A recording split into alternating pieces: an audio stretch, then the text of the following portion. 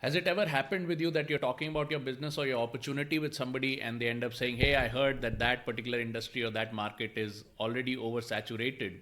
And at that point, whatever you say, maybe you tell them, "Hey, it's not really saturated. There's a lot of growth headroom to have."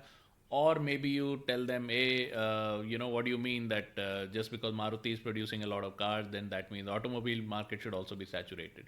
Okay, these are usually the two comebacks that you pretty much have that your mentor may have told you.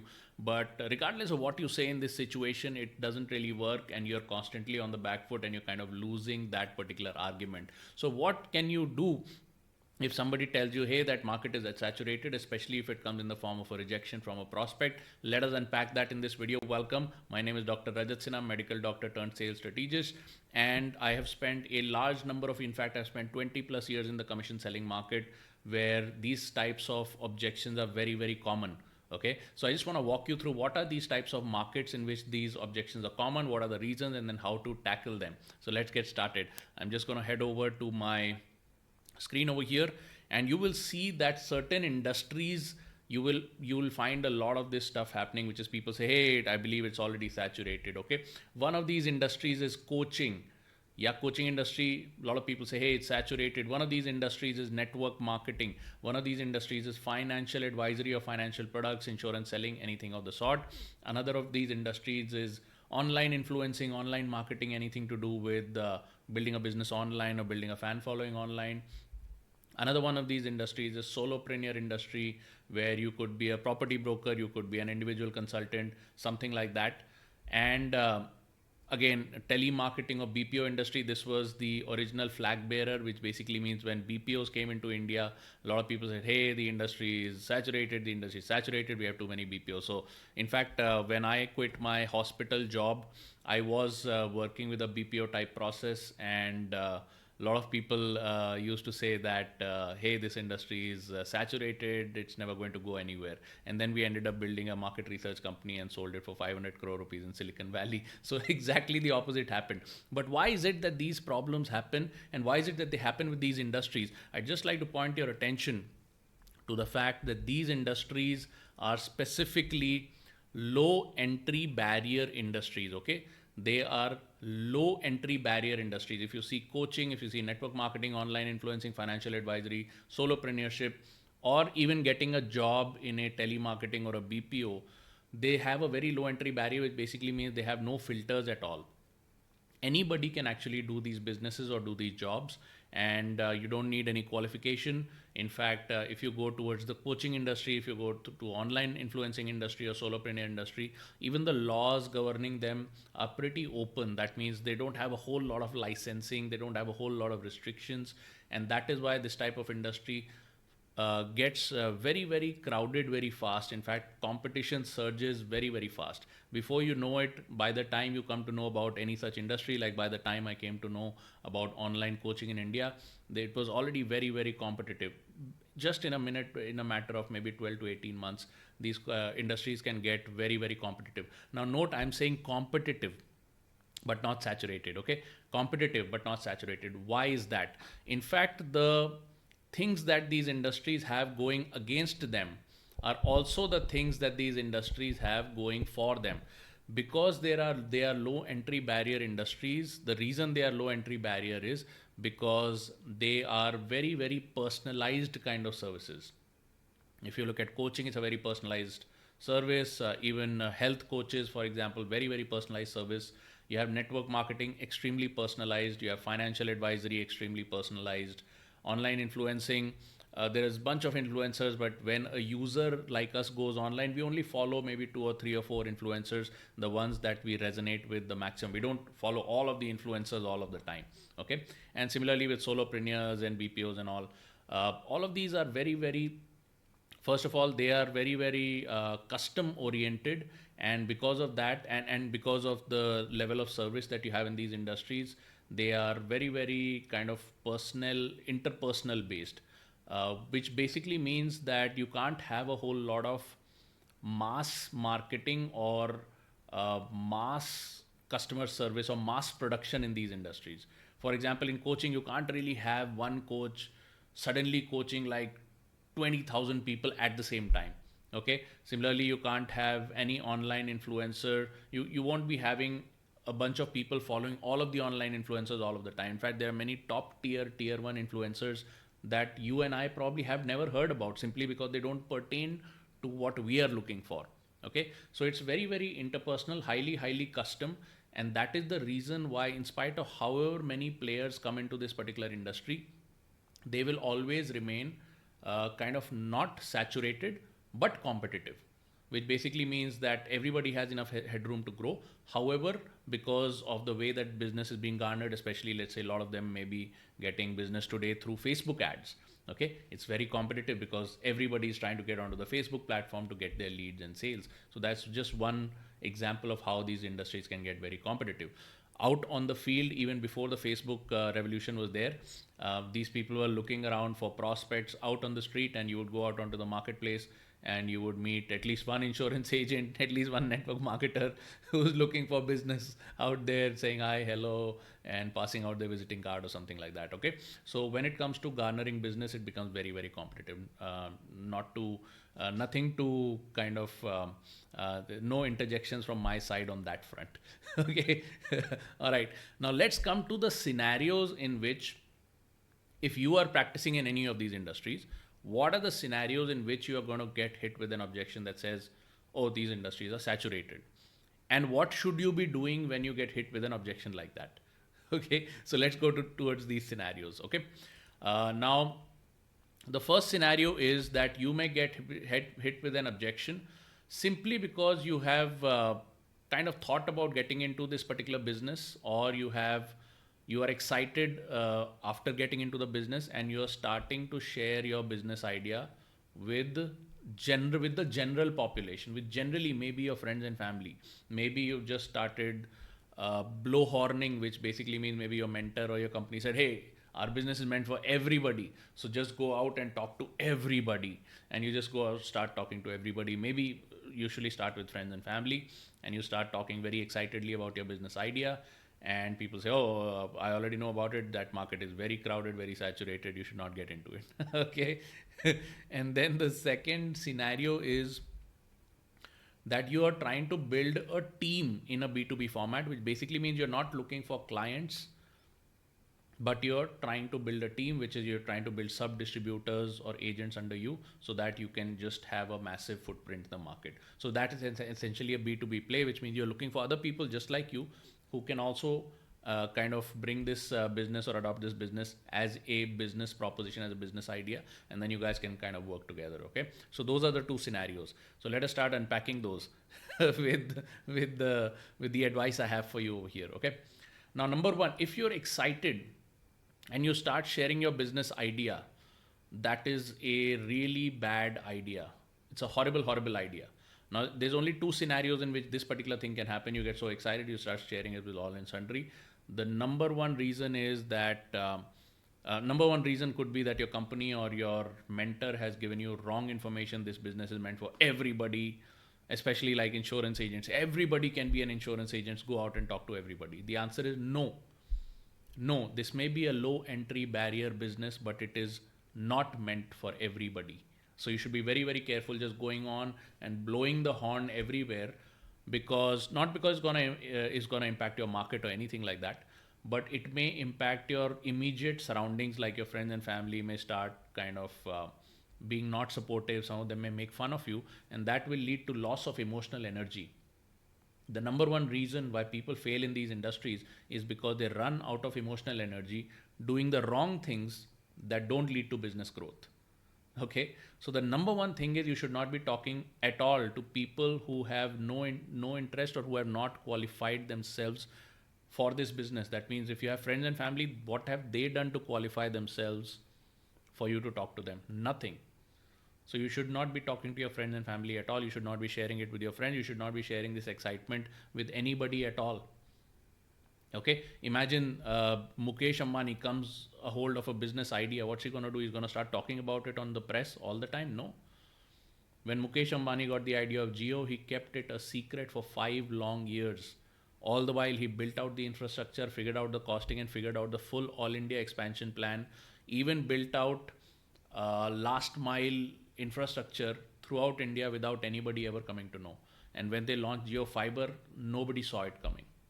Nobody saw it coming. Today they're doing it with Campa Cola. They are launching Campa brand in competition with Pepsi and in competition with Coke. It's such a wide, India-wide level that nobody has seen them coming. They've kept it under wraps and they've built out their whole network, publishing network, everything. They've got the rights, they've got the advertising rights in a fashion where they're making life hell for Pepsi and Coke. Okay, so any real business person, when they get hold of a solid idea, they typically keep it to themselves. And if you're going about and dancing around all over your personal life with this business idea, that is just a bad idea. No business person does that. So please don't do that, because it's going to lead to a loss of emotional energy, and you will get disappointed very fast and you're going to lose steam. Okay, all right, so don't do that. If you're excited and you're sharing your business idea with all and sundry, don't do that. Okay, now when it comes to, if you're excited, you want to start sharing your business idea with the right prospects, how do you go ahead and do that? If you want to build out a team, what do you do in order to really find prospects? Okay, everybody is not your prospect. Okay, everybody is not your prospect. You got to demographically weigh down on who are the most important people or who are the most successful people in this business, who are the most likely to do business with you. For example, when I was starting out in business, I was working as a medical doctor, and many of the people who were successful in my company, the company I was working with, were actually businessmen, and they were quite senior businessmen. 40-50-year-olds were becoming successful in the company, and my mentor told me straight up front that it is very likely that these kind of people will not do business with you, so they are not your real prospects. And I was like, why? Because businessmen are becoming successful. He's like, because you're not a businessman, they're not going to resonate with you. They're not going to resonate with you. But what you can do is, if there are other people who are in government jobs, because I had a government job background, or if there are other people who are on the intellectual side, who are doctors, engineers, who are not happy with their current profession just because you are not, then those are the people you should look for. Okay, so everybody has a niche area, even if you don't have any existing people in your team already, so you don't know whom to target.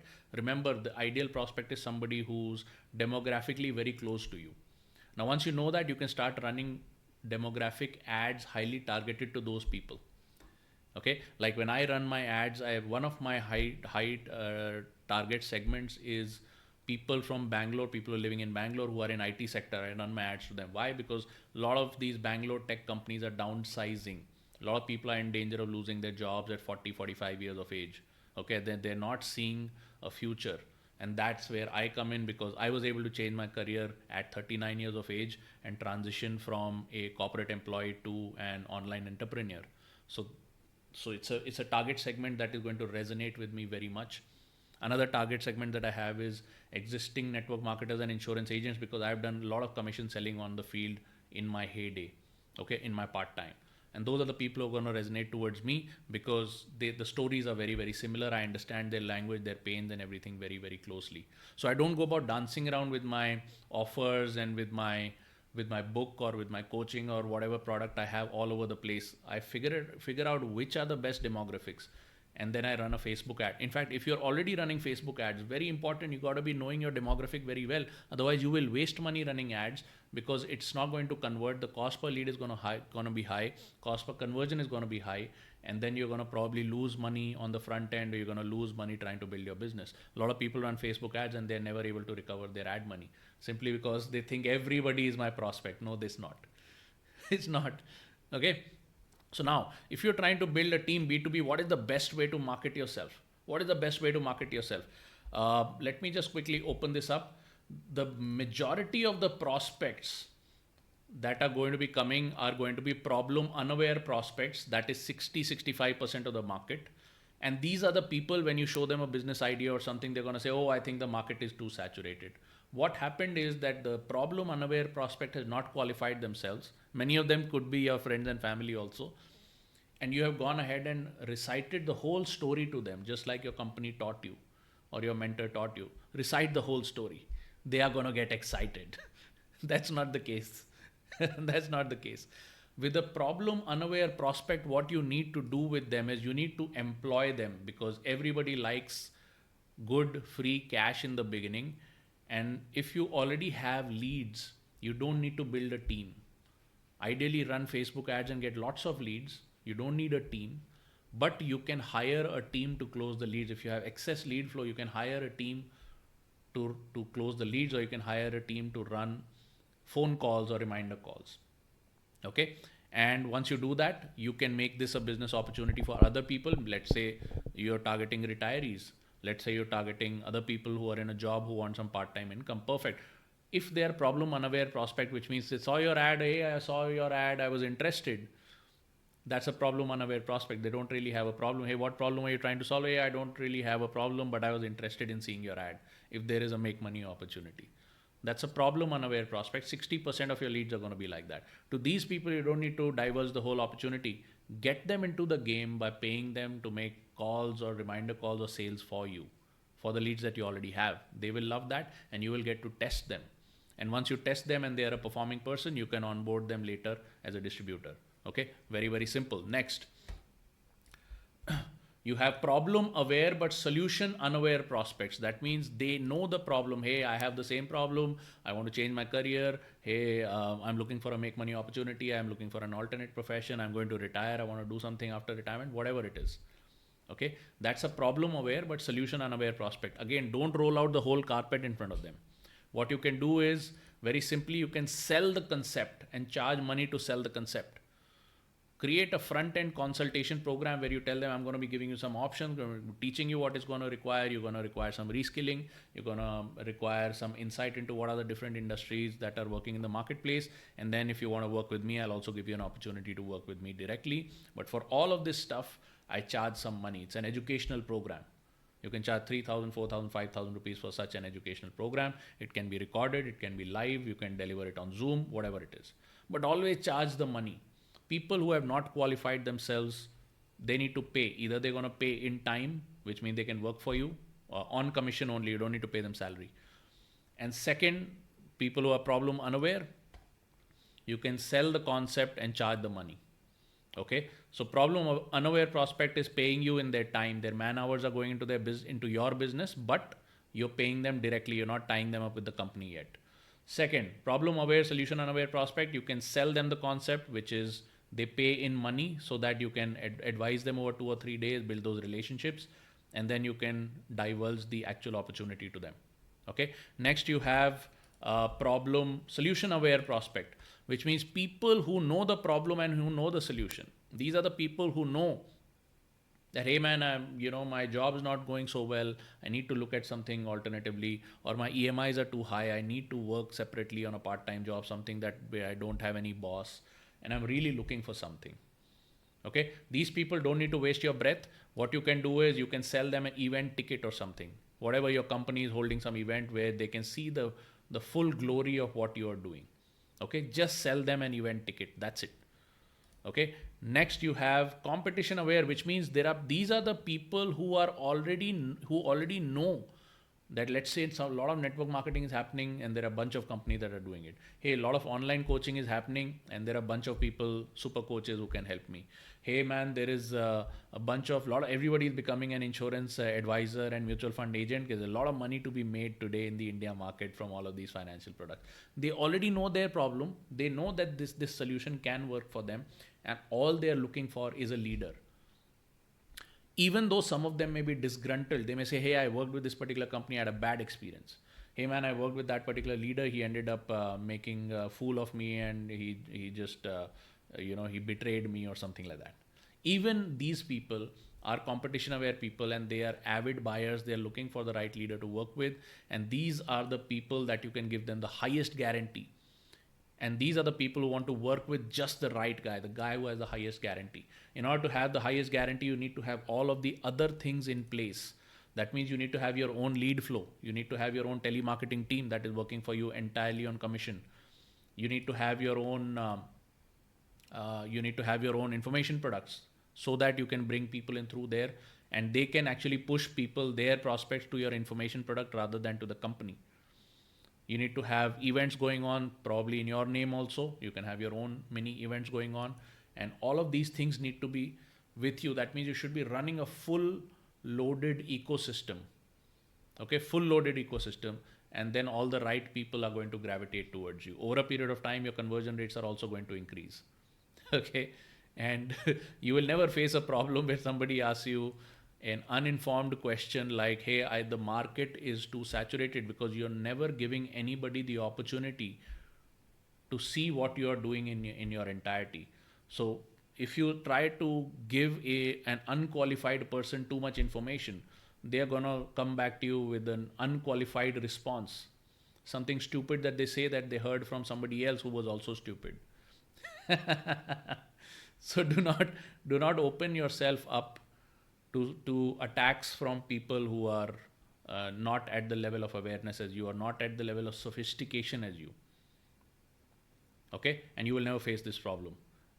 Is the market too saturated? Hey, by the way, if you like this video, please subscribe to this channel and switch on the bell icon, so that when I create new videos, you can just watch them in real time. And I would really appreciate the following, because I'm trying to grow this channel. Okay, really look forward to look forward to providing more value to you in the future videos. See you in the next video. Bye bye. See you.